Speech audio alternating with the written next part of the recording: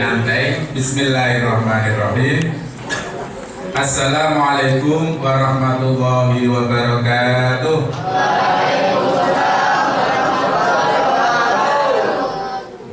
Alhamdulillahirabbil alamin. Alhamdulillahilladzi hadana li hada wa ma kunna linahtadiya laula an hadana Allah. Rabbi shrah li sadri wa yassir li amri wa hlul 'uqdatam min lisani yafqahu qawli. Amma ba'd. Para alim ulama yang kita muliakan bersama-sama, Ibu Qoti selaku Kepala Madrasah yang kita hormati bersama pula, ini dihadiri juga dari pengurus yayasan Ibnu Khaldun di MTS yang tercinta ini, yang kita hormati pula. Sampun semerem nggih kanca-kanca anak-anak kepada ibu yayasan, sampun nggih. Sampun aja sampai orang kenal, rugi sampai orang kenal. Ya. Bapak, Ibu, guru semuanya, ustaz-ustazah semuanya yang dimuliakan oleh Allah juga. Lebih istimewa anak-anakku semua, insya Allah mulai detik ini, saat ini sampean juga dimuliakan oleh Allah Subhanahu wa Ta'ala. Makanya marilah kita syukur, selalu bersyukur kehadiran Allah. Kenapa? Ternyata tidak semua orang saat ini bisa bertemu, berkumpul di majelis yang mulia ini untuk memperingati peristiwa Isra Mi'raj. Tidak semuanya bisa seperti ini. Jadi kalian semualah yang saat ini dimuliakan oleh Allah. Ada di majelis taklim, di MTS Al-Mutakin, tempatnya mulia, sampai semua tergolong anak-anak orang-orang yang mulia. Isinya ini nanti juga hal-hal yang positif, yang mulia juga. Berarti kita semua insya Allah pasti dimuliakan oleh Allah dan besok masuk surganya Allah Subhanahu wa Ta'ala. Shalawat dan salam semoga ditetapkan kepada Nabi kita, Nabi Agung, Nabi Muhammad Sallallahu Alaihi Wasallam. Dan mudah-mudahan kita semua bisa belajar dari apapun yang telah dicontohkan oleh Rasulullah. Siap belajar ya anak-anak semuanya ya? Kalau bilang G siap, berarti nanti memperhatikan dan mendengarkan. Lek sampai mulai tausiah kok guyon omongan di, berarti amin sampai nggak dikabulkan Gusti Allah. Ya. Nah, mudah-mudahan kita tergolong umat Nabi Muhammad dan mendapat syafaatnya besok di kemudian hari, terutama pada hari dia. Ya. Bapak Ibu, anak-anakku semua yang berbahagia, ini istimewa. Ya, ini istimewa. Sebelum saya yang membuka saja. Ini nanti di sini sudah ditampangkan ini. Siapa sih kenal ini? Ini Najwa belum kenal ya? Tapi gue agak sih kenal. Sing arek Karyawen dia arek Karyawen. Wah, itu malah dulure lah itu. Nah, itu mesti kenal, itu dulure kok ya. Yang lain Karyawen, yang lain angkat tangan. Nah ini kenal. Sampai Depok ya?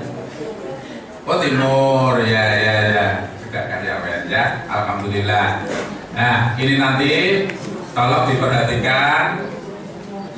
Nanti akan perkenalan sendiri melalui Neng Najwa. Siap ya hadirahnya ya. Akan diajak sholawat ini nanti. Sampai ngikuti loh ya. Nanti ngikuti ya, diajak sholawat. Ya, tolong nanti konsentrasi. Nanti akan dibantu oleh Neng Najwa. Sholawatnya bagaimana? Nanti tolong diikuti. Sak isone ya. Oke. Sementara itu Bapak Ibu, sebelum ke saya, biar Neng Najwa lebih dulu. Apa yang akan disampaikan tolong diperhatikan. Intine siji ya, sampai muni amin lah ya, muni amin berarti nanti mendapat pahala yang besar dari Allah dan besok masuk surga. Ya, perhatikan. Engko lek wayahe sampai memperhatikan ya tenang. Lek wayahe guyu ya guyu. Ojo sampai wayahe tenang sampai guyu. Ojo sampai wayang guyu sampai gak guyu. Bahaya wayang guyu orang guyu. Ya. Oke, sekarang biar Neng Najwa terlebih dahulu, silahkan.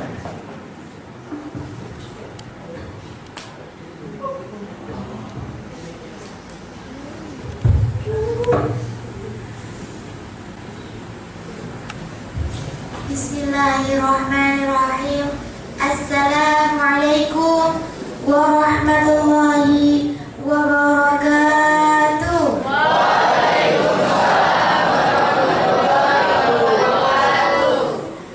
Alhamdulillahirabbil alamin. Wassalatu wassalamu ala asyrafil anbiya'i wal mursalin wa ala alihi wa sahbihi ajma'in. Amma ba'du. Hadratal muhtaramin, para alim ulama ingkang kula tazimi, hadirin rahimakumullah. Insyaallah panjenengan semua calon penghuni surga. Amin. Langkung rumiyin sumangga kita ngaturaken puji syukur dumateng ngarsanipun Gusti ingkang Maha Agung awit saking pangayomanipun ing injing menika kita saged makempal ing wonten papan menika saperlu ngawontenaken acara majelis taklim dengan keadaan sehat walafiat. Amin. Sehat sedaya nggih? Nggih. Shalawat salam mugi kunjuk dumateng Nabi Muhammad sallallahu alaihi wasallam, keluarga, sahabat, ugi panderekipun ingkang setya lan tuhu kaliyan panjenenganipun ngantos pungkasim zaman. Hadirin rahimakumullah. Saderenge kula dereng perkenalan nggih. Kula izin perkenalan sambil selawatan nggih. Nanti jenengan ikut saya ya. Selawatannya shalawatullah salamullah. Saged nggih? Tak kenal maka tak sayang, tak sayang maka tak cinta.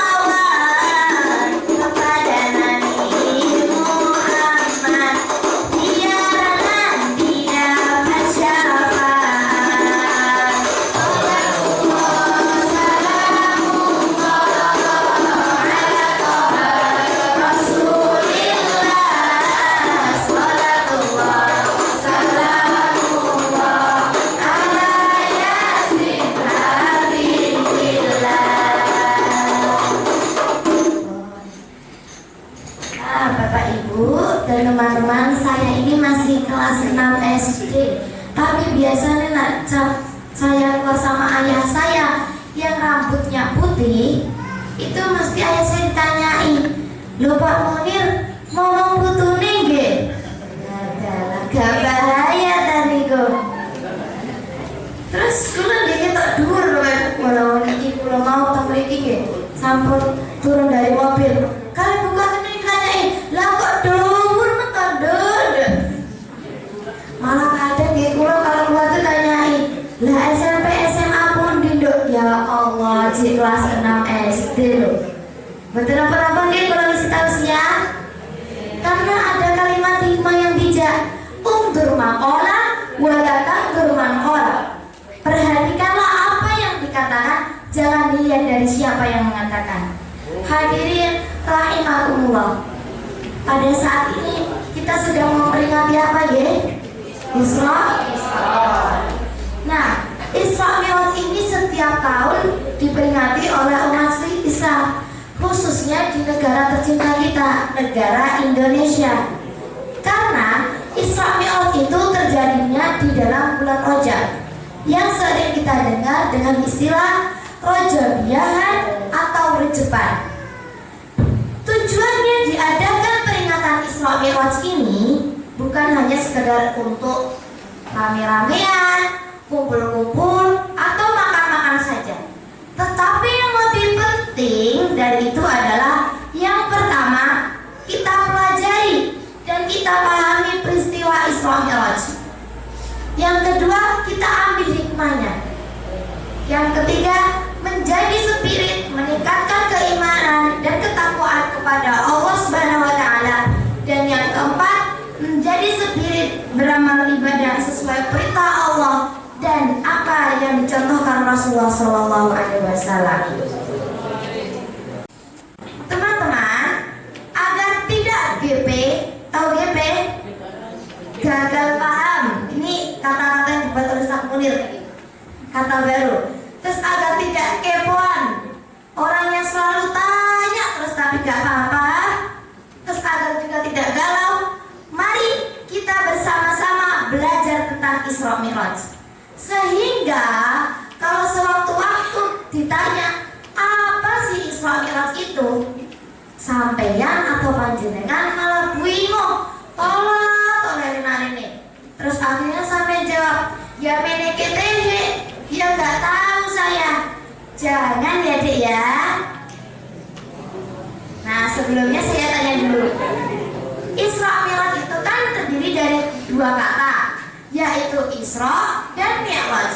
Pertanyaannya, apa sih arti Isra itu? Angkat tangan. Ada hadiahnya tadi mungkin. Ayo. Laki-laki. Ayo berdiri, langsung berdiri. Ada hadiahnya. Apa arti Isra itu? Yang perempuan? Ayo boleh.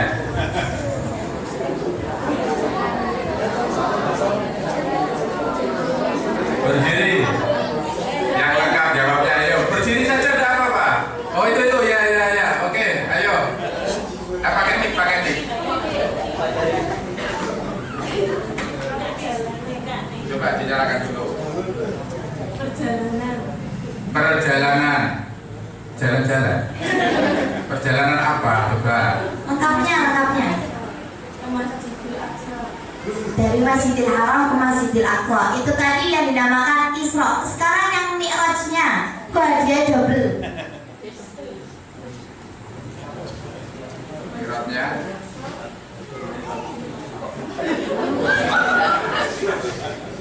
Ganti ya terjemahannya. Ganti yang lainnya. Ayo yang laki-laki. Ada. Langsung berdiri.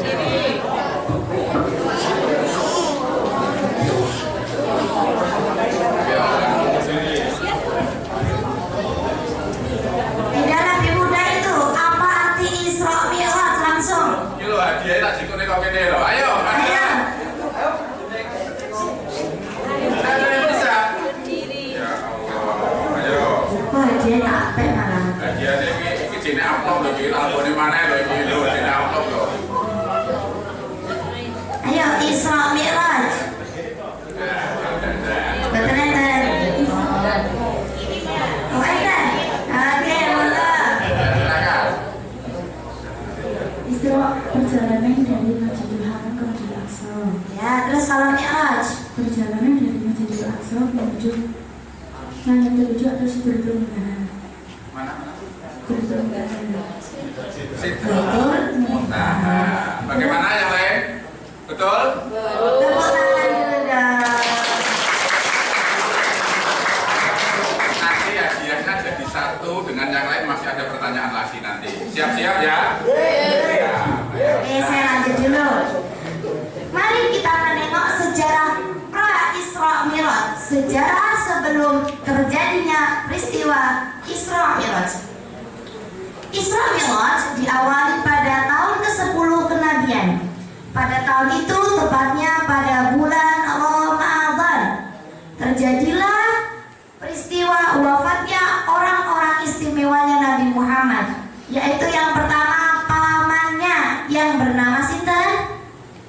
Ayo, ada yang tahu? Abu Thalib.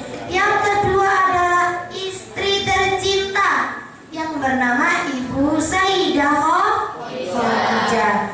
Beliau berdualah yang berperan hebat dalam kehidupannya Nabi Muhammad, sebagai tameng, sebagai perisai, dimanapun dan kapanpun saat Rasulullah berdakwah. Abu Thalib walaupun beliau tidak Islam, non-Muslim, tetapi sangat sayang kepada Nabi Muhammad, selalu melindungi perjuangan Nabi Muhammad. Dan Abu Thalib selalu tampil sebagai orang yang pertama dan terdepan yang maju membela Nabi Muhammad terhadap musuh-musuhnya, memberi penjelasan yang baik tentang isi dakwah maupun tentang kondisinya. Karena musuh-musuhnya adalah orang kafir yang kuat seperti Abu Jahal, Abu Lahab, Abu Sufyan, dan Abu lainnya. Ini abu-abu nama orang ya, buatan abu-abu warna baju atau warna apa gitu, betul. Nah, jika di luar sana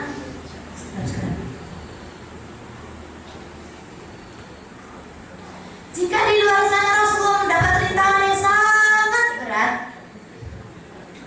tetapi di rumah beliau ada obatnya, yaitu ada istrinya Sayyidah Khadijah yang dapat menenangkan, menenteramkan, mencerahkan, melindungi, dan sebagainya lagi. Contohnya pada kala itu Rasulullah pertama kali mendapat wahyu dari Allah Subhanahu wa taala. Saat itu yang turun surat apa? Al-Alaq ayat 1 sampai 5. Enten sing hafal? Ayo.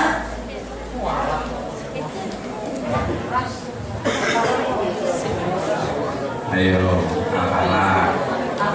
Quran surat Al-Alaq. Siapa yang hafal? Langsung berdiri. Langsung. Ayo sayang, anakku berdiri. Ayo. Surat Al-Alaq, berdiri dulu. Iya, bagus. Nanti ada hadiahnya nanti. Pokoknya selesai ada hadiahnya nanti. Ya, dibaca dengan bagus, yang lain perhatikan.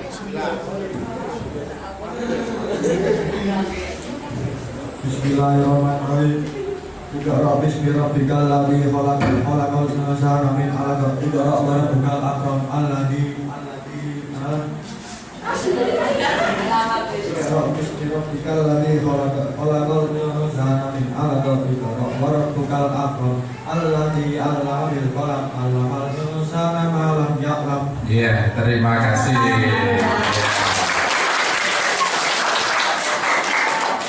Dulu Bu, nanti di ya 1, 2 ya, nanti ojo kleru kok, dia kleru yang ini koncomu kok ya. Ya. Oke, lanjut. Ya, lanjut dulu. Pada saat turunnya wahyu pertama dari Allah, Rasulullah sangat takut sekali saat itu karena pertama kali melihat wajahnya malaikat Jibril. Saat itu Rasulullah gigil, lemas, dan langsung pulang ke rumah. Saat di rumah dalam keadaan seperti itu, ternyata istrinya tidak cemberut, apalagi marah-marah dan ngomel-ngomel. Justru Rasulullah malah disambut dengan penuh kasih sayang, diselimuti, didampingi, dan dibahagiakan. Sudahkah panjenengan seperti itu, ibu guru? Sama suaminya sudah seperti itu belum, Bu? Terus Bapak itu buatan sama istrinya? Alhamdulillah. Masih tak tanya Bapak Ibu gurunya segi. Nah, gitu. Hadirin rahimahumullah. Pada bulan Ramadan tahun ke-10 kenabian itu betul-betul Nabi Muhammad mengalami duka yang sangat dalam, galau, dan kesedihan beliau cintai. Sehingga tahun itu disebut dengan tahun Amul Husni, tahun penuh kesedihan. Coba saya tanya, teman-teman, mana jawabannya? Teman-teman siswa MTS Al-Mutakin ini kalau lagi galau, kalau lagi sedih, itu galau karena apa sih?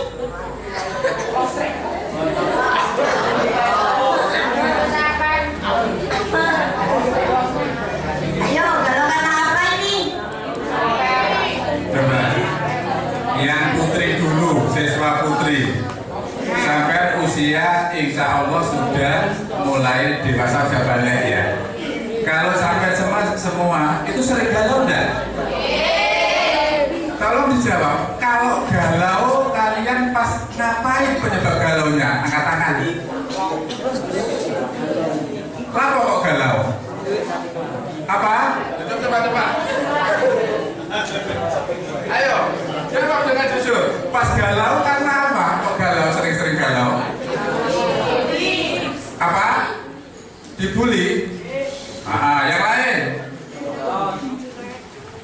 Ayo. Tapi ada yang bisik-bisik ini Bu. Arek MTS Al-Mutakin galau Ustaz, mergo kula putus cinta. Mosok rek, cek lagi menyimini ngono wis. Nah, gitu loh ya. Ayo ini masih siswa loh ya. Kelas berapa? Kelas 8. Masa sudah bercinta? Oh, belum. Ya. Oke. Yang laki-laki sekarang. Anak-anak yang laki-laki, kalian saat-saat galau itu penyebabnya apa?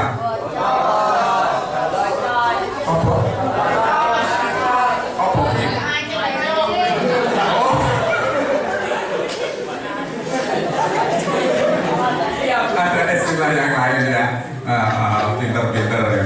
Tenang, hanya itu. Kalau yang lain, kalau sampean itu pas senengane mancing terus krungu adzan wayahe sholat itu galau enggak?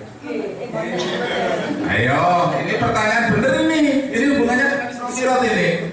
Pas seneng mancing krungu adzan galau enggak? Enggak galau. Satu ya. Ini oke, lanjutkan dulu nanti dikembangkan. Nah, walaupun demikian hadirin, dalam kondisi yang sedih amat dalam Nabi Muhammad saat galau, tetapi beliau tetap tegar, tidak ada rasa putus asa, justru malah lebih semangat untuk berdakwah. Saat itu Nabi Muhammad mempunyai pikiran melihat ada peluang dan harapan selanjutnya, yaitu dakwah ke kota Taif yang jaraknya sekitar 100 km dari Mekah. Beliau jalan kaki dan mengajak anak-anaknya yang bernama Zaid bin Harithah. Karena di Taif di sana ada suku yang terhormat, yaitu Bani Thaqif.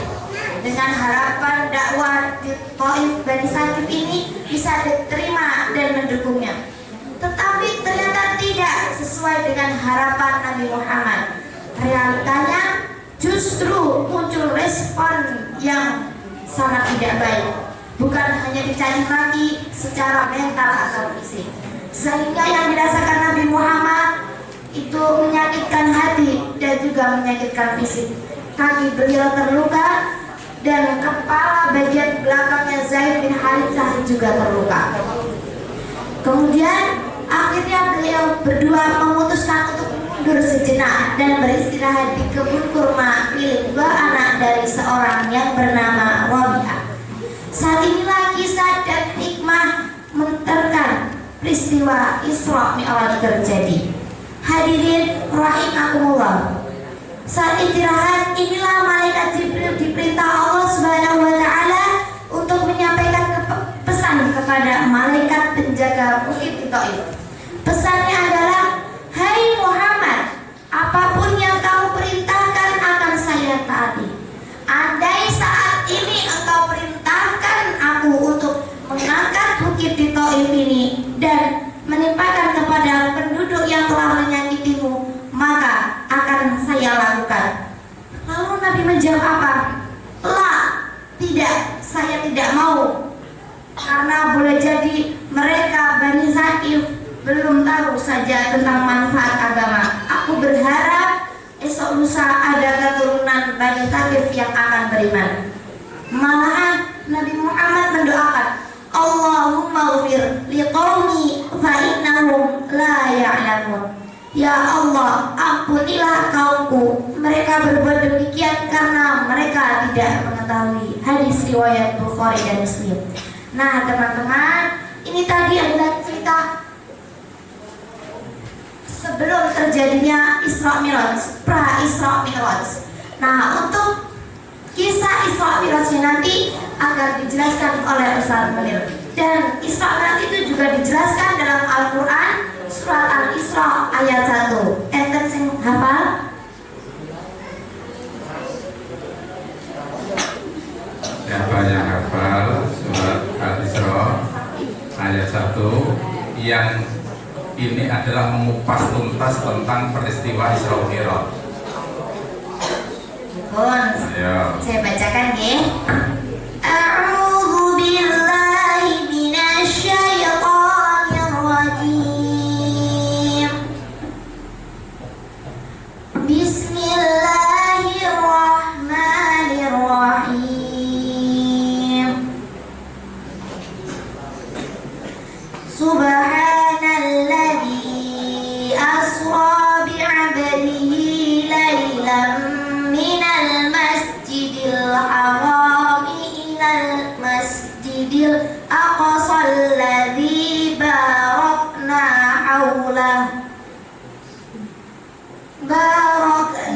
haulahu linuriyahu min ayatina innahu huwas sami'ul basir.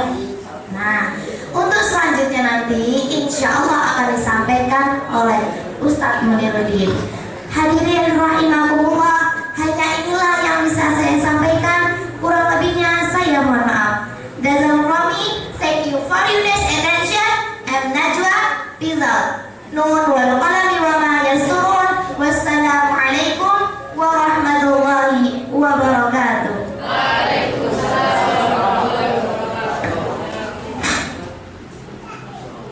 Kuhasoi bariki ya, sabar sih ya. Ketoknya anu seneng iki arep hadro ane. Yang hadro belajar terus ya Nak ya. Sewaktu-waktu nanti saya dengan yang Najwa kalau ngaji di luar di masyarakat, saya akan membawa kalian mengiringi sholawatan. Siap? Harus siap. Mau tak jadi rekreasi kemana-mana ya. Nah, sebentar lagi insya Allah malam Senin itu dikunjang insya Allah. Tapi ternyata di sana sudah ada aturannya. Kemarin kalau belum ada, sampaian yang saya bawa atas nama MTS Al-Mutakin. Bagaimana, setuju? Siap benar ya? Dengan catatan latihan, ikut gurunya yang latih, sungguh-sungguh. Suatu saat kalian saya ajak keluar untuk bersama-sama ngaji dengan Neng Najwa. Oke? Semangat loh, jawabnya. Oke?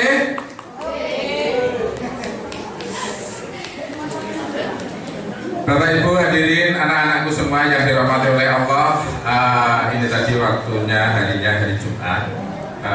Tapi bagaimanapun juga ini adalah kegiatan acara spesial untuk kita semua, yaitu walaupun hari Jumat tetap kita ikuti sampai selesai ya.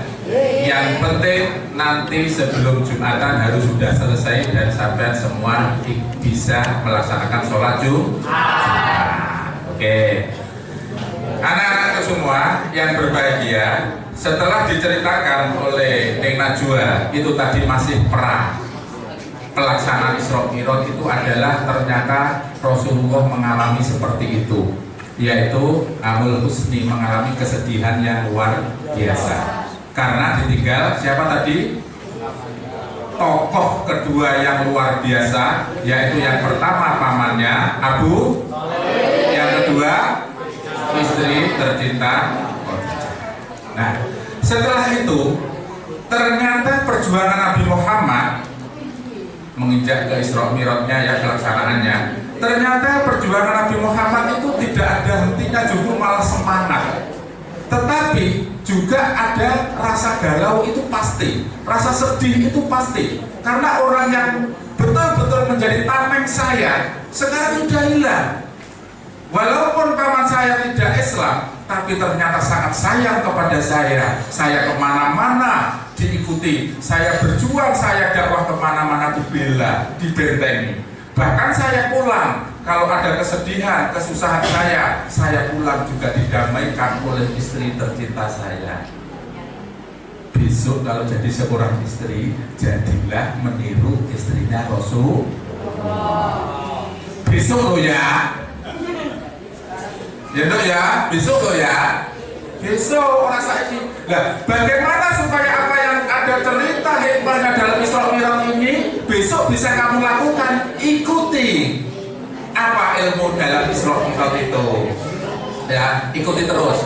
Oh iya ya, Isra Mi'raj kayak sini nono. Contoh istri Rasulullah, Bunda Khadijah, ternyata sama suaminya itu sayangnya luar biasa, menggigil, adem, dan seterusnya, pulang-pulang malah disambut dengan senang hati, disenangkan, diselimuti, dibahagiakan. Itu sudah ditinggal berapa hari di Gua Hira itu?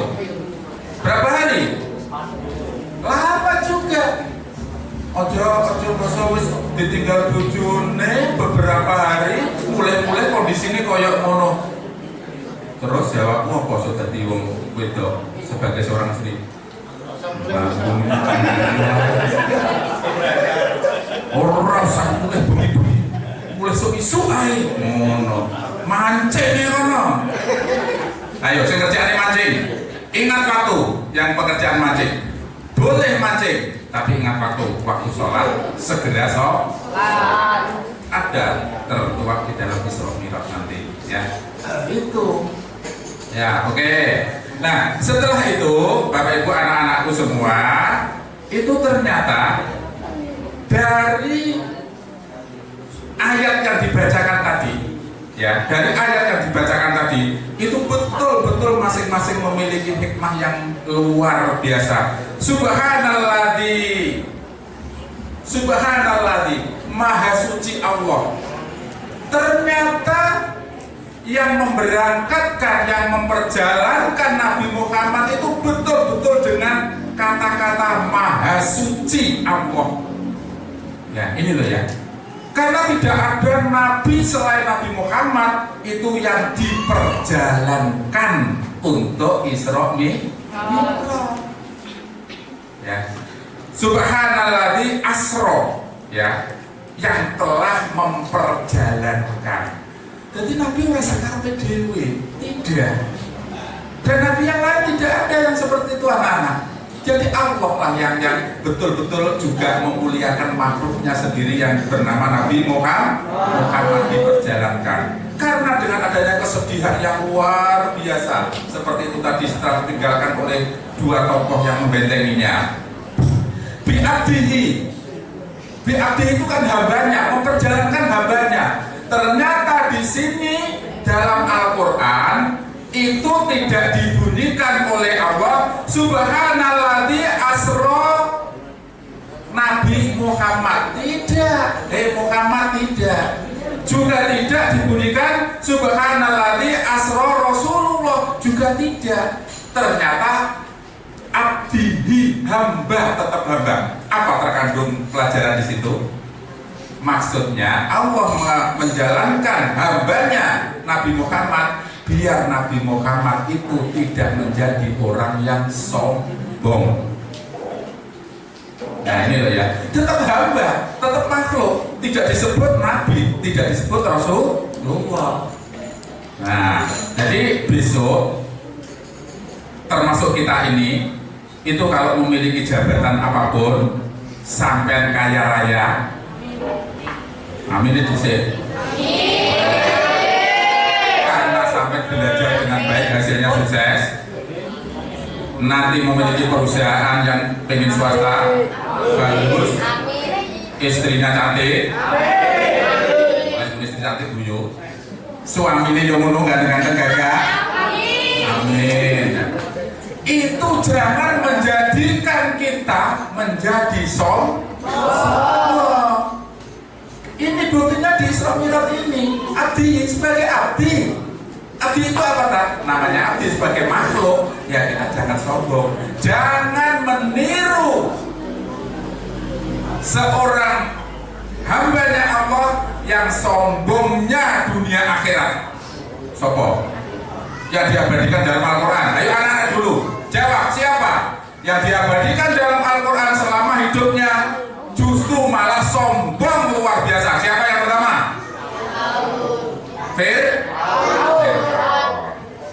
Fir'aun itu adalah justru mengakui dirinya di hadapan umatnya, yaitu akulah Tuhanmu yang paling tinggi. Loh, Fir'aun itu kayak gitu, sombongnya luar biasa. Dengan mengatakan di umatnya tidak percaya kepada Allah, akhirnya apa? Ditenggelamkan di laut. Justru sombong ya tuh ya. Masih ayu, masih pinter, masih ganteng, masih sugih, ora usah sok bisa dini. Lailah. Saya itu loh ya. Nah, ini tujuannya. Ya, kenapa Isra Mi'raj itu dilaksanakan oleh Allah untuk memperjalankan hambanya Muhammad itu kok pada malam hari, ora awan-awan jam 12 ini. Ayo, ini terkandung masuk juga ini. Kenapa kok malam hari? Jawabnya panas, enggak ya?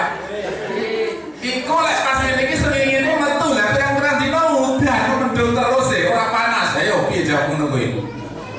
Ayo. Padahal beberapa bulan ini kondisi cuaca kita adalah banyak mendungnya, banyak hujan. Lek dukungnya kalau jawaban sampai Rasulullah dijalankan malam hari, yo ora pas no. Nggak pas. Siapa yang bisa jawab? Kenapa dijalankan pada malam hari? Lailah Masjidil Haram ila Masjidil Aqsa. Kenapa pada malam hari? Nah, guru sejarah siapa ini? Siapa gurunya SKI ini? Tolong Ustaz, Pak Guru, besok selesai acara ini ujiannya dikeluarkan lagi soal-soal Isra Mi'raj. Ditakoni sampai raiso jawab, berarti saya gak teknik, gak rungokne. Ayo. Berarti ini persungkata dari ayat ini adalah ada maknanya semua yang harus kita pelajari. Oke lah, cerita Isra Mi'raj itu ada perjalanan dari Masjidil Haram, Masjidil Aqsa, setelah itu dinaikkan ke langit 1, 2, 3, 4, 5, 6, 7 sampai di atasnya lagi. Itu sudah sejarah, itu sering kita dengarkan. Tapi mari kita pahami isi yang sebenarnya di dalam ayat ini, ya. Saya minta tolong selesai ini besok Senin paling lambat, Pak Ustadz, Pak Guru, anak-anak harus hafal 1 ayat ini. Wis hafal saiki, sapa sing hafal angkat tangan? Nah, betul ya, Bu Kotim, tolong anak-anak wajib hafal 1 surat ini saja, 1 ayat, ya.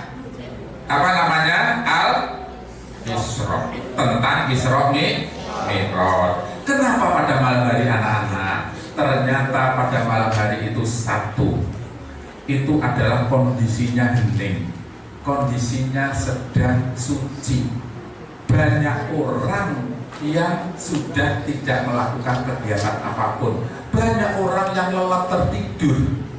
Nah ini yang pertama. Yang kedua, pada malam hari itu adalah kalau mau melakukan suatu ibadah tidak akan menimbulkan riya, tidak menimbulkan pamer. Jadi Rasulullah sudah diajari, beribadahlah yang banyak, yang hening itu pada waktu malam. Makanya sholat tahajud itu dilaksanakan waktu malam. Orang enek sholat tahajud itu jam 09.00 ini kira enek. Siapa sing sholat tahajud? Angkat tangan. Oke ya. Ini dilaksanakan pada waktu malam hari sedang sunyi-sunyinya, ya. Orang tidak tahu, biar tidak melakukan ibadah itu karena riya, pamer, itu loh ya. Nah, ini minal masjidil haram ilal masjidil aqsa. Dari Masjidil Haram ke Masjidil Aqsa ini ternyata dalam perjalanannya itu malaikat adalah menyiapkan kendaraan yang istimewa untuk Isra. Apa kendaraannya namanya? Buraq. Wis tahu buraq? Siapa sing wis ro? Buraq. Ulama banyak mengatakan, menceritakan buraq itu adalah mirip, kesamaan dengan apa? Kuda. Keledai itu hanya perumpamaan ya. Tapi ternyata keledainya itu kudanya tidak besar, tapi sedang-sedang saja. Tetapi dalam perjalanannya, kalau berjalan dijalankan oleh Allah, sekali langkah kuda, nah, tolong diperhatikan, sekali kuda itu melangkah, buruk itu melangkah, kecepatannya adalah sepanjang dan sebatas pandangan manusia. Saiki sampai metu nek jebur nek yang istilah kok bentak luas ya, di sawah umpamanya di atas gitu ya, pandangan matamu. Iya, itu koyo rada halus ya. Yo piye pancen yo ngono ya. Nah, penglihatanmu maksudku ya.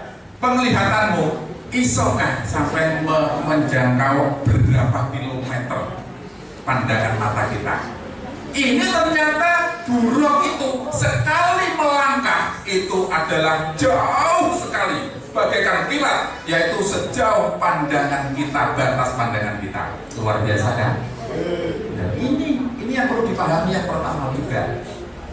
Ternyata buruk seperti itu. Tapi inilah perlu diketahui juga anak-anak, orang Yahudi itu ternyata tukang isruh, tukang membuat onar, tukang membuat tidak nyamannya orang Islam. Mulanya sampai saat ini ternyata kan juga selalu nyerang Palestina. Masjidil Aqsa itu letaknya di mana? Di Palestina. Inilah hubungannya dengan Isra Mi'raj. Makanya orang Islam sedunia tidak rela apabila Masjidil Aqsa ini dihancurkan oleh orang-orang Israel, dalam kutip itu adalah orang Yahudi. Karena Masjidil Aqsa itu adalah tempat suci yang ketiga. Masjid sebagai tempat suci yang ketiga. Siapa yang tahu tempat suci masjid yang pertama? Apa namanya masjid? Masjidil. Yang kedua masjid. Ayo. Masjid yang ketiga inilah Masjidil Aqsa. Nah, ini tolong dipahami. Ya. Soalnya kon cerita hasil Isra Mi'raj. Itu ya. Nah, anak-anakku semua, ternyata itu buruk tadi ya, itu dalam perjalanannya dari Masjidil Haram ke Masjidil Aqsa itu memang ada peristiwa-peristiwa di perjalanan. Tapi sekarang melompat saja, waktunya sudah jam segini. Waktu di Masjidil Aqsa itu ternyata berhenti. Kenapa diberhentikan di Masjidil Aqsa? Iki lek wong kritis nang ngene sampai kritis, tapi kadang-kadang kritisnya kurang pas. Lapo Isra Mi'raj kok dari Masjidil Haram kok mampir sik Masjidil Aqsa? Kok ora langsung nang langit satuju? Ayo, ini juga pertanyaan ini. Kenapa seperti itu? Kok masih mampir di Masjidil Aqsa? Jawabnya, karena Masjidil Aqsa itu adalah masjid yang disinggahi, ditempati para nabi sebelum Nabi Muhammad. Bahkan saat di Masjidil Aqsa, Nabi Muhammad itu melaksanakan sholat berjamaah, imamnya Nabi Muhammad, di belakangnya roh para nabi. Nah, ini yang perlu diketahui anak-anak. Ya. Mungkin pelajaranmu SKI mungkin nggak sedetail itu ya, tidak sedetail itu. Tapi ternyata Nabi Muhammad waktu di Masjidil Aqsa itu sholat berjamaah, yang jadi imamnya Nabi Muhammad, yang di belakangnya adalah arwah para nabi. Loh kayak gitu loh ya. Nah ini luar biasa. Nah berikutnya, kenapa itu diturunkan di sampai di Masjidil Aqsa? Yang alasan berikutnya, biar nanti Nabi Muhammad setelah melaksanakan Isra Mi'raj itu untuk mempercayakan kepada orang-orang, kepada umat manusia, ben percaya aku wis diperjalankan, yaitu dari Masjidil Haram, Masjidil Aqsa sampai langit. Nah orang-orang Yahudi itu ngene, orang-orang Yahudi itu kurang ajar banget. Boso wis mulai Isra Mi'raj, ngono ya, hampir semuanya nggak percaya. Malah Nabi Muhammad dilok-lok nih. Iki mau kasarane wong awake dhewe lho ya. Kuwi wong kono tapi wong kono ya. Nabi Muhammad itu kok gendeng to. Mosok gak masuk akal. Perjalanan hanya semalam. Naik opo cukup-cukup teko kono. Padahal jaraknya antara Masjidil Haram ke Masjidil Aqsa berapa kilo kalau dalam ditempuh. Sekarang ini perjalanan kaki. Ya. Terus lagi, mosok kok bujuni kok edan iso ke Masjidil Aqsa naik ke langit. Sopo itu Nabi Muhammad? Jadi digendeng-gendengnya gitu loh ya. Sama orang Yahudi itu, orang kafir itu. Nah, tadi jawabnya diturunkan sampai di Masjidil Aqsa itu tujuannya berarti Isra Mi'raj itu tidak hanya perjalanan rohani, tapi juga perjalanan jasad, perjalanan fisiknya Nabi Muhammad itu ikut. Lah wong Yahudi takon ngene, Muhammad, aku ora percaya. Saiki aku takon, Masjidil Aqsa ini pintunya nek piro? Loh, dari Nabi Muhammad gak ke situ apa bisa jawab? Jendelanya ada berapa Masjidil Aqsa itu? Nah, itu tujuannya. Situasinya di Masjidil Aqsa itu bagaimana lingkungannya? Nah, dengan adanya perjalanan roh dan fisik itu, makanya Nabi Muhammad bisa menjawab dan bisa membantah ocehan-ocehan orang yang di orang kafir. Itu tujuannya diturunkan sampai Masjidil Aqsa. Nah, seterusnya secara singkat, cepat, ternyata anak-anak semua, Masjidil Aqsa itu tempat singgah pertama kali Isra Mi'raj, karena Masjidil Aqsa itu adalah lurus dengan pintu langit yang akan dinaiki pertama kali. Coba nanti dibaca dalam hadis dan Al-Quran ya. Saya nggak bisa membacakan semuanya, nanti terlalu lama. Nah, itu lurus. Makanya singgah di berhentinya mengawali untuk naik langit itu di Masjidil Aqsa. Nah, mulai dari situ mulailah perjalanan berikutnya. Allah menaikkan Rasulullah Muhammad SAW naik ke langit saf pertama. Loh Ustaz, terus emang buroke nanti saya takon dulu. Nggih. Nggih, nanti Pak Ane.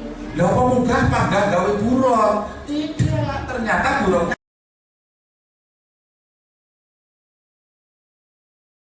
cukup di sampai Masjidil Aqsa.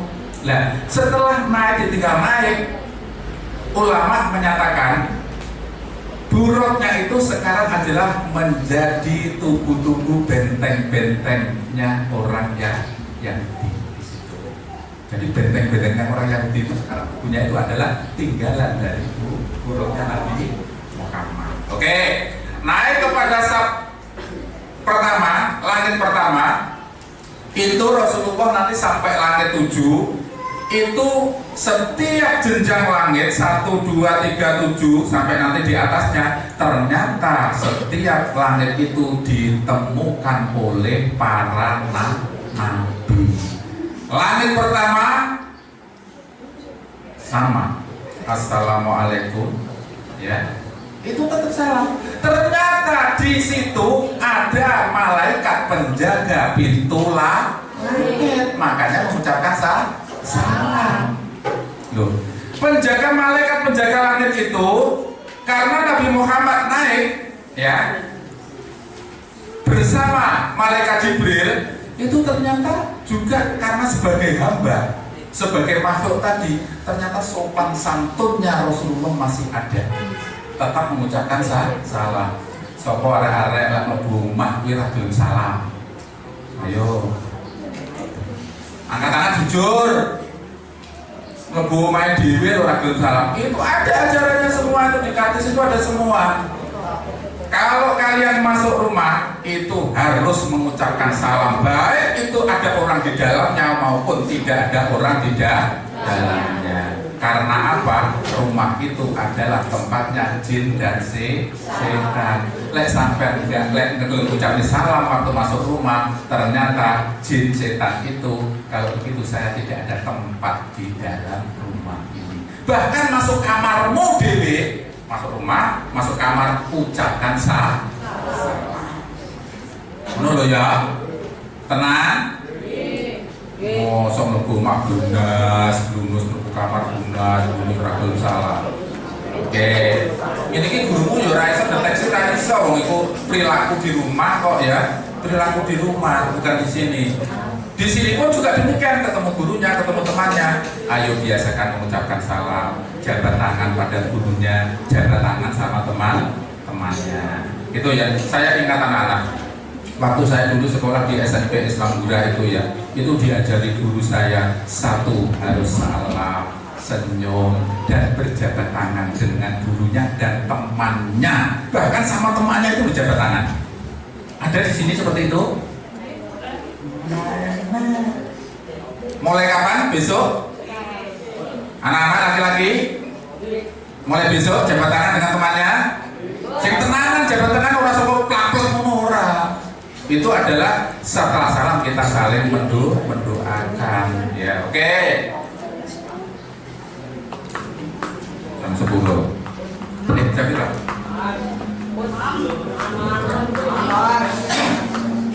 Oke, anak-anak. Nah, setelah itu naik pertama, itu pertama kali naik langit pertama adalah Nabi Adam. Nabi Adam itu waktu Nabi Muhammad masuk, dibukakan pintu oleh malaikat penjaga pintu langit pertama nomor 1, itu ternyata Nabi Adam itu adalah yang ditemui pertama kali oleh Nabi Muhammad. Nah, waktu ditemui oleh Nabi Muhammad itu Nabi Adam senangnya luar biasa, bangganya luar biasa. Bahkan sampai Nabi Adam itu loh mengucapkan selamat datang marhaban ya anakku yang soleh dan nabiku yang soleh. Tolong dicatat ini ya anak-anak, laki-laki. Jadi waktu naik langit pertama itu Nabi Adam yang ditemui pertama Nabi Muhammad itu justru merasa bangga. Anakku yang soleh, selamat datang. Nabiku yang soleh, selamat datang. Artinya apa? Pelajaran di sini yang harus dipetik. Inilah orang tua akan senang bangga kalau kalian menjadi anak-anak yang soleh. Ayo anak-anak, mau nggak jadi anak soleh-soleha? Mau. Itu sampai Nabi Adam itu ya Allah mengatakan Nabi Muhammad itu anakku yang soleh. Nabiku yang soleh seperti itu. Dan sampai nggak soleh sama ibu lo, teko-teko itu langsung orang salam, berat dari sepatu, dari tas, berpunyang pawon, boleh makanan, orang enek terus dibelak, berat nih. Ada orang dosa bisa kaki. Ini makannya apa mbok? Makannya apa mak? Ojo ngono ya, nggak boleh. Tidak boleh ya, tidak boleh. Harus tetap sopan santun. Oke. Pada waktu ketemu Nabi Adam, ternyata di disambut dengan senang hati dan kebanggaannya, naik lagi ke langit kedua. Langit kedua ketemu siapa? Yaitu Nabi Yahya dan Isa. Sama prosesnya, mengucapkan salam, senang hati. Tapi penjaga langit tadi mulai 1 Nabi sampai 7 itu ternyata penjaga pintu langit itu selalu bertanya, siapa kamu? Malaikat Jibril bilang, saya Jibril. Orang ini malaikat pun enggak, saya Jibril. Sama siapa kamu? Saya sama Muhammad. Bukan menyebut Nabi, bukan. Loh, ini tadi masalah sopan santunnya sampai seperti itu kita sebagai makhluk. Nah, lanjut berikutnya, kalau sudah itu ditanya malaikat itu tadi, Jibril sama Muhammad naik lagi. Setelah naik lagi ke ketiga, yaitu ketemu Nabi Yusuf. Nabi Yusuf naik lagi, sama prosesnya ketemu Nabi Idris. Tolong diingat-ingat ya. Berikutnya lagi, langit ke-5 ketemu Nabi Harun. Ke-6, langit ke-6 ketemu Nabi Musa. Yang terakhir ketemu Nabi Ibrahim.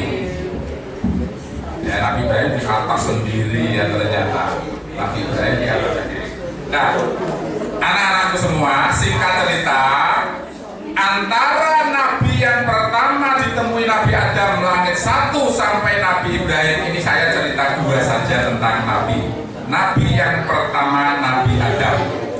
Ternyata saat ketemu Nabi Adam itu Nabi Adam itu menoleh ke kanan. Perhatikan anak-anak. Nabi Adam menoleh ke kanan itu gembira sekali, senyum-senyum kalau pas saat Nabi Adam menoleh ke kanan. Tapi kalau Nabi Adam waktu menoleh ke kiri, Nabi Adam nangis. Bayangkan. Ini kita ambil pelajaran kenapa proses Isra Mi'raj itu ternyata Nabi Adam mengalami 2 sisi yang berlawanan. Kalau waktu noleh kanan senyum, waktu noleh kiri adalah nangis. Maksudnya waktu noleh kanan itu melihat surga, gembira sekali, anak keturunanku, ternyata cucu-cucuku ada yang masuk surga, seneng gitu loh ya. Tapi selain itu ternyata tidak sedikit anak-anakku waktu saya mulai ke kiri, cucuku, ternyata banyak juga yang masuk neraka. Duduk sampean loh yo.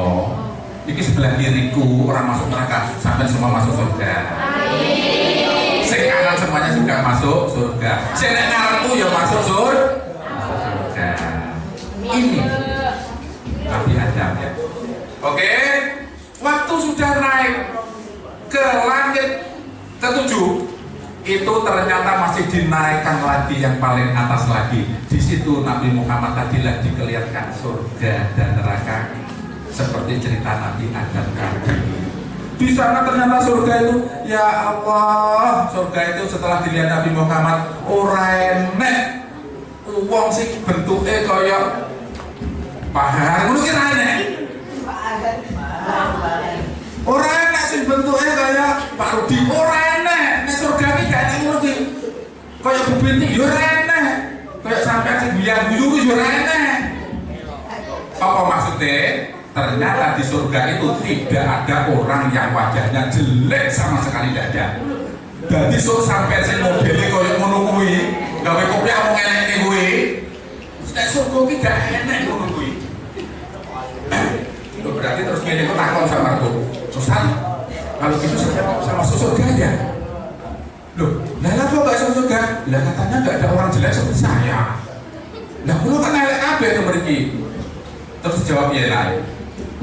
Ora maksudnya sampai saiki iki nek donya iki bentuke prejengane ya kaya ngene iki, tapi lek sampean amal ibadahe apik ngikuti contoh peristiwa Isra Mi'raj, sampean masuk surga dengan wajah yang laki-laki gagah, ganteng, harum semuanya. Ndak ada yang jelek sampai kabeh. Sebetulnya yang ngono, semuanya cantik-cantik, mulai-mulai dan semuanya semuanya di situ di surga. Nah, jangan khawatir anak-anak ya. Surga itu tempatnya luar biasa. Orangnya sing ngambil penguk koyo sampai itu kayaknya nggak ono wangi kabeh, ya wangi kabeh. Itu setelah dilihat oleh Nabi Muhammad. Waktu itu singkat cerita berikutnya, setelah naik itu apa tugas yang diberikan oleh Allah, ngomong langsung berfirman langsung kepada Nabi Muhammad. Apa yang disampaikan Allah kepada Nabi Muhammad, anak-anak? Yaitu perintah menjalankan sholat. Sholatnya diperintah berapa waktu? 5 apa? 50 apa? 50 rakaat, Rek. Di atas itu Nabi Muhammad diperintah, diberi tugas oleh Allah menjalankan dalam 1 hari 1 malam sholat 50 waktu. Udah 50 rakaat kok penamen. Lah subuh tok loro, iki tok awake dhewe sing dimotok iki lho saiki wis piro 17. Apa meneh 50 waktu.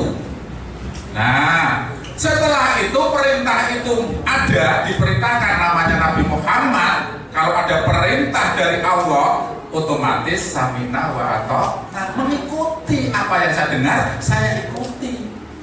Ya, taat pada Allah. Tapi setelah turun, mulai turun lagi dari langit ke-7, ke-6. Siapa tadi yang ke-6 tadi? Yang Nabi siapa? Nabi Musa. Ternyata Nabi Musa itu nyegat Nabi Muhammad.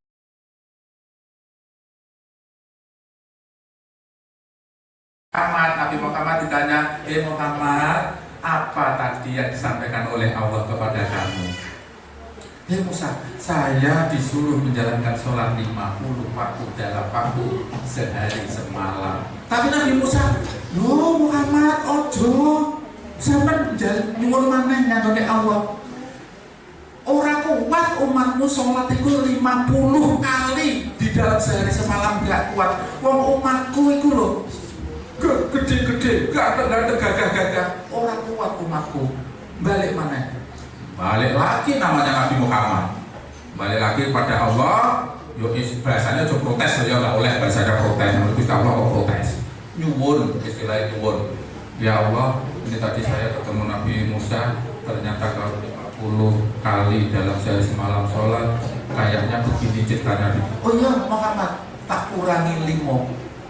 Jadi 45. Medul maneh ketemu Nabi Musa lagi. Nabi Musa bilang lagi, Muhammad iya hasilnya. Ya Musa, oleh Allah alhamdulillah diturunkan, diberi korting, diberi bonus 5 menjadi 45. Ya Muhammad, padahal kuat umat mulai melaksanakan sholat 45 kali dalam sehari semalam, belum kuat. Bagaimana? Nabi Muhammad itu kayak gitu loh ya. Dengan sedihnya tadi ditinggal 2 tokoh tadi ya, ternyata masih semangat terus karena Allah. Oke, naik lagi, minta turun lagi.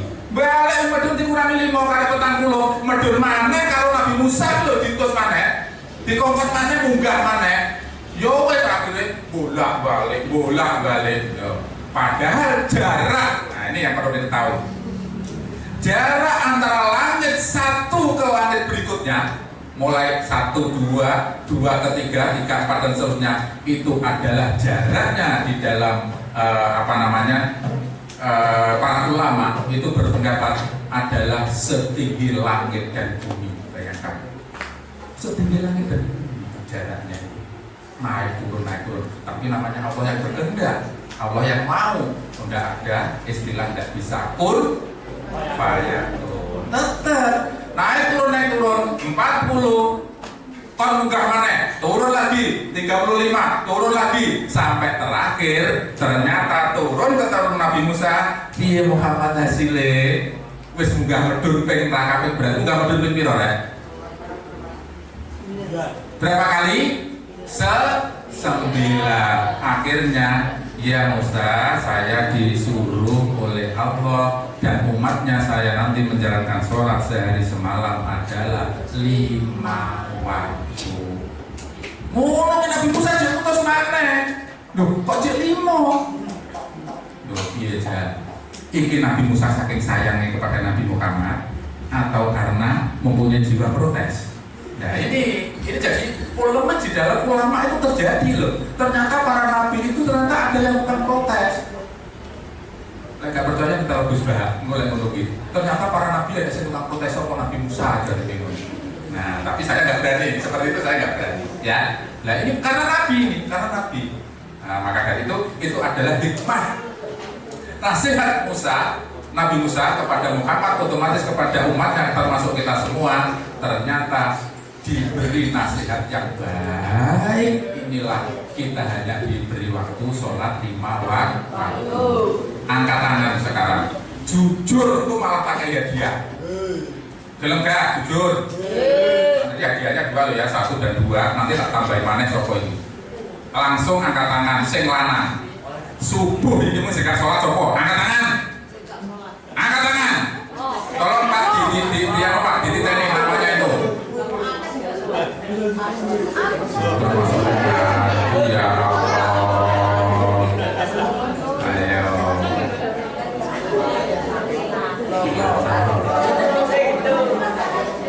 Wes ya. Takut nggih? Tolong anak-anak semua. Tolong dengarkan dulu. Cerita Isra Mi'raj itu adalah seperti itu, intinya itu adalah sholat, intinya sholat.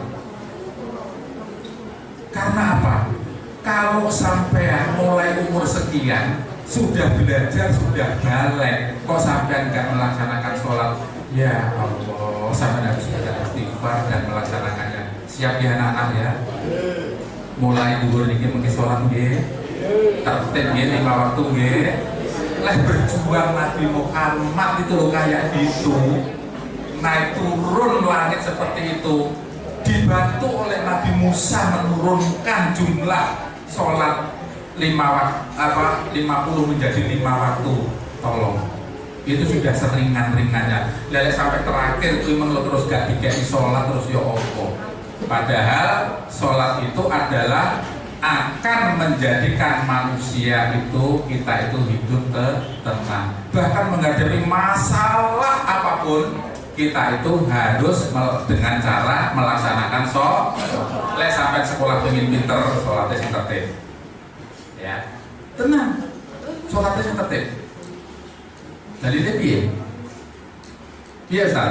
Bahkan sholat sampai pas galau itu tolong segera ambil air wudhu sholat. Bahwa sabar dan sholat sebagai penolong manusia. Ya apa dari le? Siapa sih bisa? Siapa sih bisa? Sholat itu imaduddin. Ayo, siapa sih bisa? PR Pak Guru, tolong nanti suruh nulis bahwa sabar dan sholat adalah, tolonglah sebagai penolong dalam segala masalah kehidupan. Ya.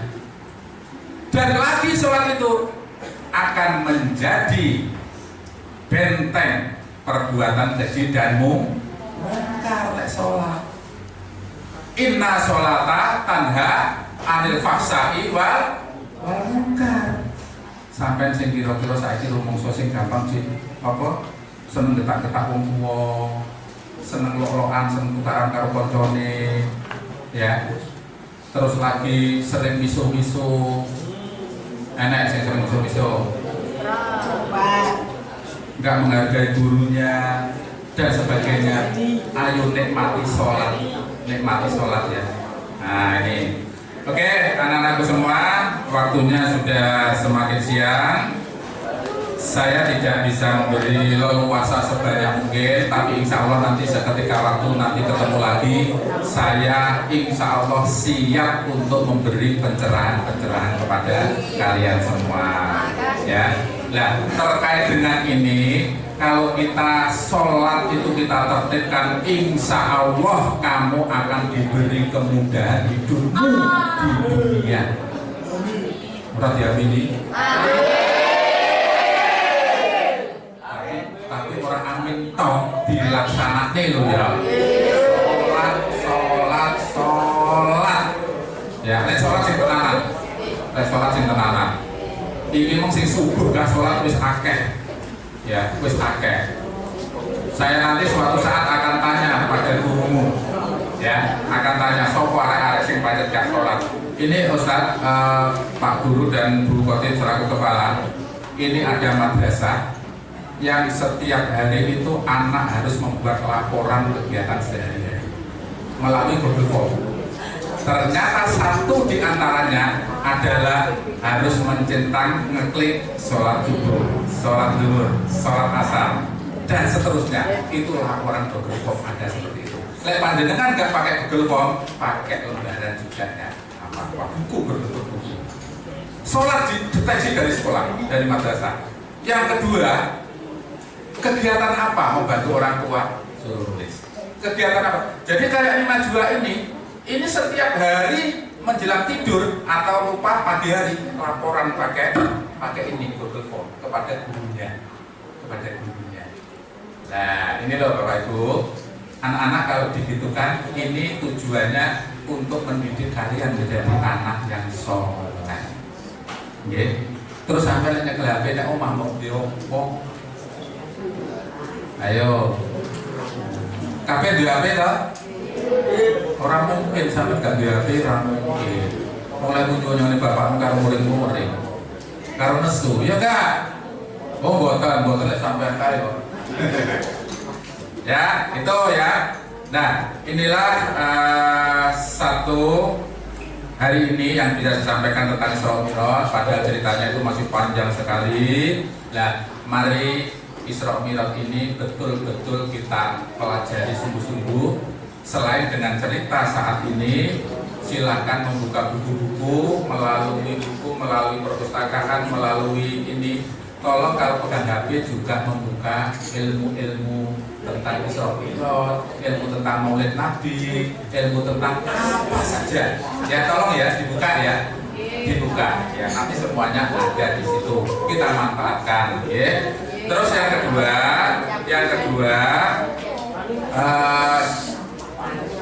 ini kalau orang tidak sholat itu sangat rugi. Masuk sampai rugi, tak balik ini. Lek sampai rugi mau amini tau, jadi wis rugi tau. Bojomu ayu, bojomu ganteng mau amini tau. Tapi ora sholat ora enek gunane. Masa uripmu suwi bergetur ada gunane. Mari kita nyanyi bersama. Yang berjudul apa?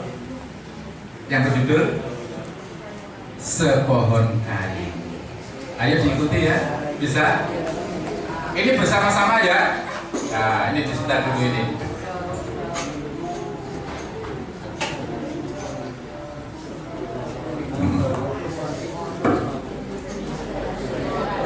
Ini mic-nya hanya 2 nih, masih ada lagi. Ini biar ada tim Badro ada yang nyanyi ya. Ini sambil melihat ini ya, teksnya ada ini. Semuanya ya. Coba semuanya ya. Diikuti nggak apa? Sampai hafal nggak? Kami sini sambil melihat teksnya ya. Semuanya yang di sana bareng-bareng semuanya Bapak Ibu dan anak-anak semuanya. Sebentar ini.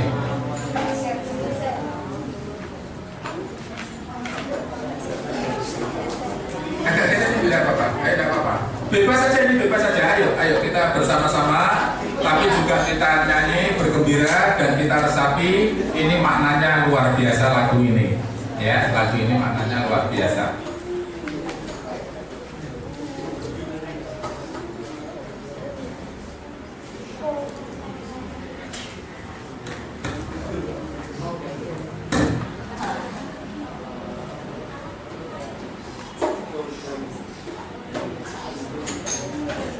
Ya, ini lah ya. Sepohon kayu daunnya di.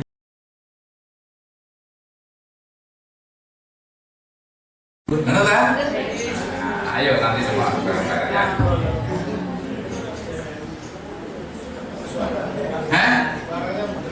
Tuh, suaranya kan aku piye iki?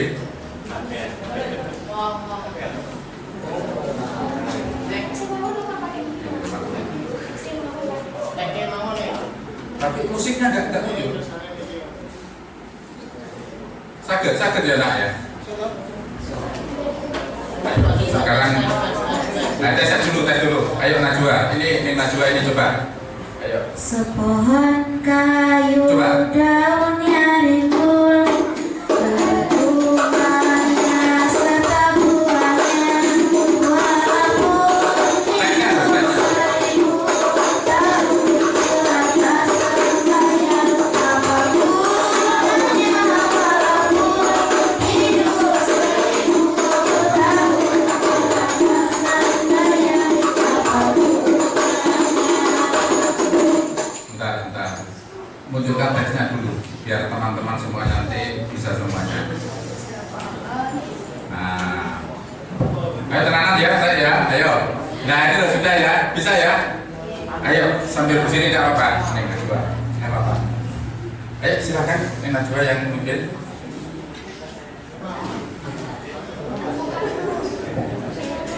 Nggak apa-apa, ayo. Loh, sama, barang ini semuanya berbunyi loh ya. Semuanya berbunyi. Semua berbunyi nyanyi semuanya, laki-laki maupun perempuan semuanya. Ayo. Sepohon kayu Ayo. daunnya Ayo Mas, ayo semuanya. Sebentar, ayo. bunganya serta buahnya, walaupun hidup seribu tahun tidak akan sembahyang, Bunganya walaupun hidup seribu tahun bila tak sembahyang apa bunganya. Terus, ayo musiknya. bekerja sehari-hari untuk belanja rumah sendiri, walaupun hidup seribu tahun bila tak sembahyang, apa gunanya, walaupun hidup seribu tahun bila tak sembahyang, apa gunanya. Terus.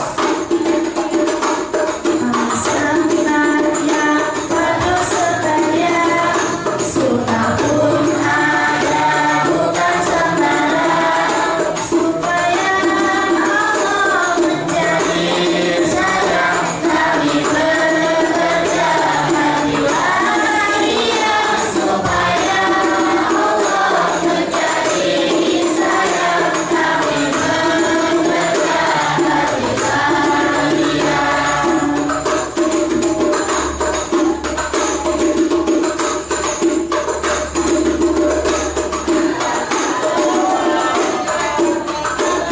Lanjut. Sudah nanti.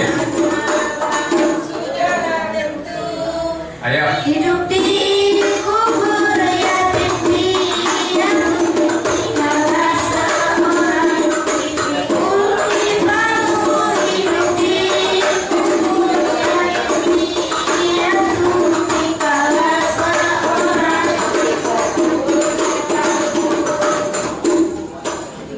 Oh, sambut. Apa dibalikin nek?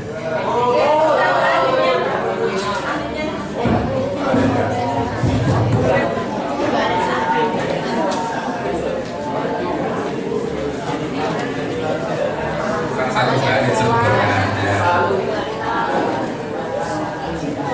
Oke, sementara itu Ustaz, Pak Fauzi, sementara itu anak-anakku semua yang sangat saya sayangi, Bunda, Bapak Ibu guru semuanya yang berbahagia, alhamdulillah peringatan Isra Mi'raj di FTS Al-Mutakin yang kita cintai ini sudah terlaksana. Sekali lagi hanya mohon kepada Allah, mudah-mudahan kegiatan kita mulai persiapan, mulai pagi tadi sampai ini nanti selesai, ini betul-betul membawa spirit kita mencontoh perilaku Rasulullah pada Isra Mi'raj ini dalam kehidupan kita sehari-hari. Yang kedua, mudah-mudahan kita semua diberi bimbingan, selalu mendapat bimbingan dari Allah untuk belajar, untuk memahami, dan untuk mengamalkan apa yang dicontohkan oleh Rasulullah SAW. Dan akhirnya nanti mudah-mudahan kita ini betul-betul menjadi umat Nabi Muhammad SAW dan mendapat ridho dari Allah Subhanahu wa Ta'ala. Sementara itu yang saya sampaikan, saya mohon maaf bersama Neng Najwa. Suatu saat kita insya Allah akan ditemukan lagi. Pesan saya untuk anak-anak MTS Al-Mutakin, tolong belajar yang sungguh-sungguh, dan yang ini tadi tim hadrah atau berbentuk apa, belajar tenanan, sak wayah-wayah tak jadulan, tak jak metu ya, tenanan ya, orang tua mendukung ya, kira-kira ya, yang sungguh-sungguh ya. Oke, terima kasih, itu yang saya sampaikan. Mohon maaf bila taufiq wal hidayah. Wassalamualaikum warahmatullahi wabarakatuh.